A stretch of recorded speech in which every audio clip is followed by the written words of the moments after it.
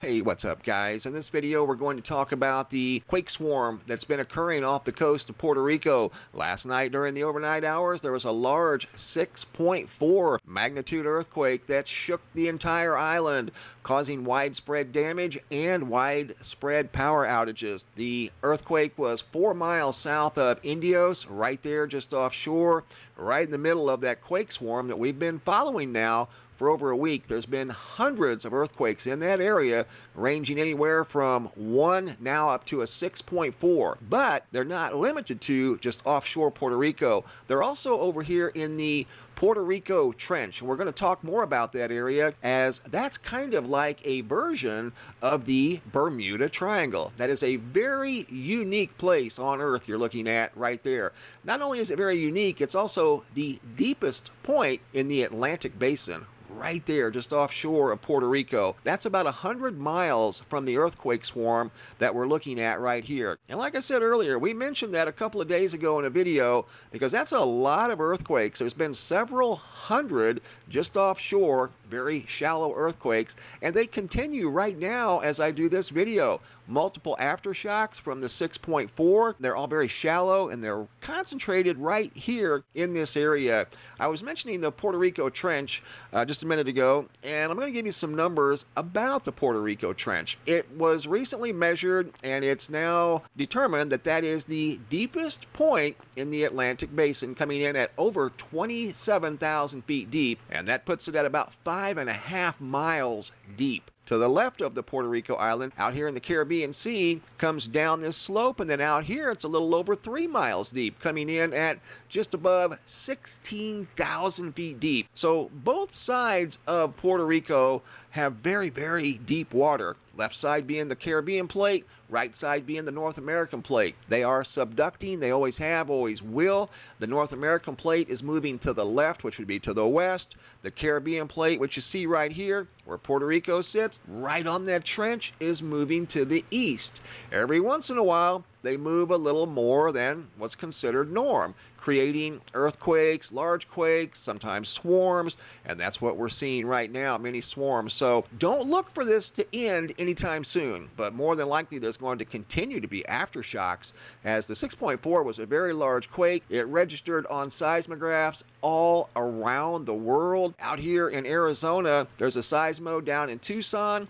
For some reason, that seismograph went completely jet black. Look at this. This was right after the earthquake. Jet black for some reason down in Tucson. But every seismo around the world on this graph detected the earthquake just off of the coast of Puerto Rico. You can see here at the National Data Buoy Center, there is the Puerto Rico Trench. This trench is so deep that it creates a gravitational anomaly. And I'm wondering if that's why hurricanes, when they go over this trench, and it's a popular path for hurricanes, you're looking at the path of hurricanes in 2017 just alone, and the purple path you see right there is Irma, and then this one is Maria, and they both went over the Puerto Rico Trench. And when Irma went right over the center of the trench, over that gravitational anomaly, it became one of the strongest hurricanes ever known at the time. It went right over that trench. And you can read here about the Puerto Rico Trench. It's located on a boundary between the Caribbean Sea and the Atlantic Ocean. It's been measured, and it's now the deepest point in the Atlantic Ocean. Also, according to NASA, beneath that trench is a mass so dense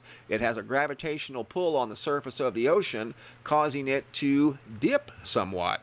It also has a negative effect on the accuracy of navigational instruments right in here. So ships that go through here, their instruments kind of act a little strange, much like you hear about the Bermuda Triangle. Same type of scenario here. And I'm wondering, when hurricanes go through this area, much like we saw Irma go right through that area, if it didn't influence the strength of that hurricane. It very well could. I don't know. I was thinking that when I saw Irma go right over that trench and became incredibly strong, and then it followed a path all the way up that trench, basically, before it made landfall in Florida. So Irma was an exceptional hurricane. I don't know, like I said, if that had any influence or not. It may very well could have. But what's going on is the North American plate. You see here, these are the tectonic plates of the Earth. The Caribbean plate moving to the east, North American plate moving to the west, and it's creating subduction, which is creating earthquakes.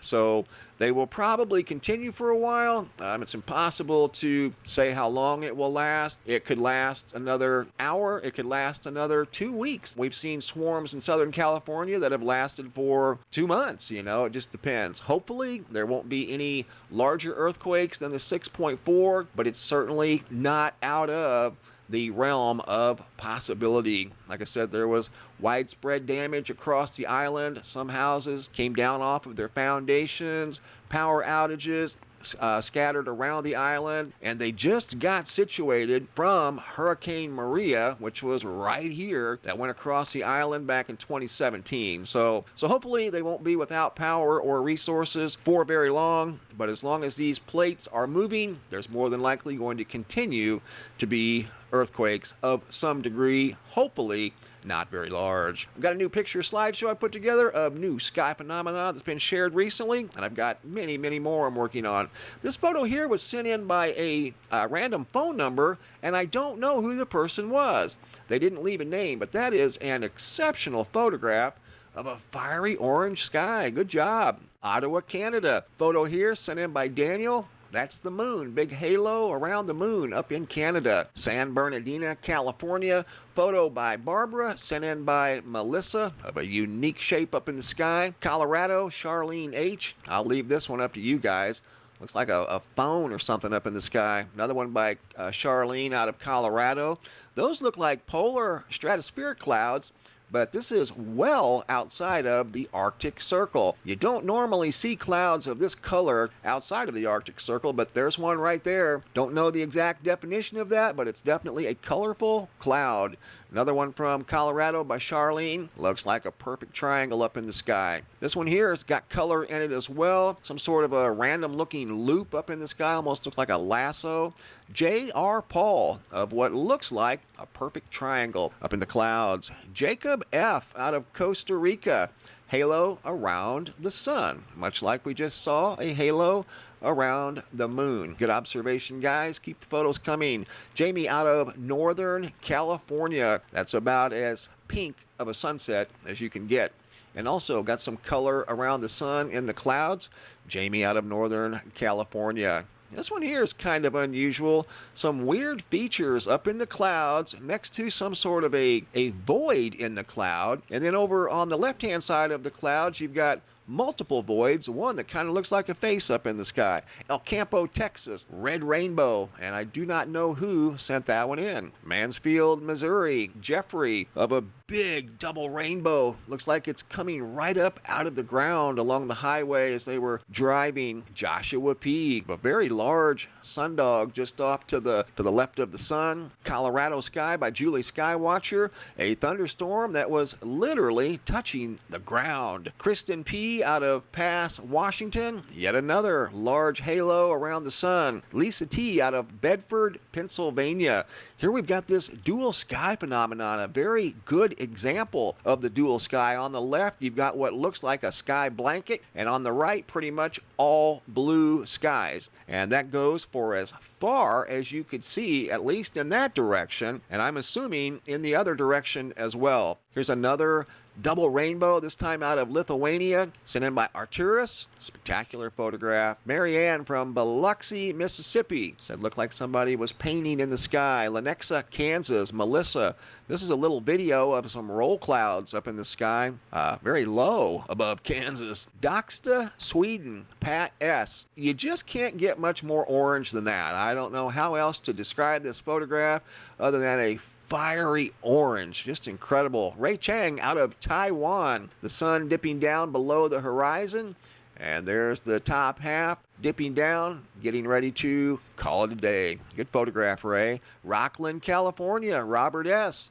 Another orange sky, much like we just saw up in Sweden. Rico, Georgia. Sarah. Noticed a big halo up in the sky. Shrewsbury, England. Scott, super weird looking clouds. That's why he took the photograph. Those are some bizarre looking clouds. And that there looks like a perfect triangle up there all by itself. Connecticut, Scott S. of some more roll clouds in the sky, just like we saw over in Kansas. Moscow, Idaho, skilled tradeswoman, big pink sunbeam going up in the sky. Skilled tradeswoman, this time out of Washington, more roll clouds up in the sky. And this one here has got a couple of pink, what look like arrowheads low on the horizon at either sunrise or sunset. Iowa, Steve K, big, tall, independent rainbow. The Conscious Evolution out of Monroe, Michigan, yet another very, very bright pink sky. Hobart, Tasmania, this is down below the equator. Photos sent in by Glenn P.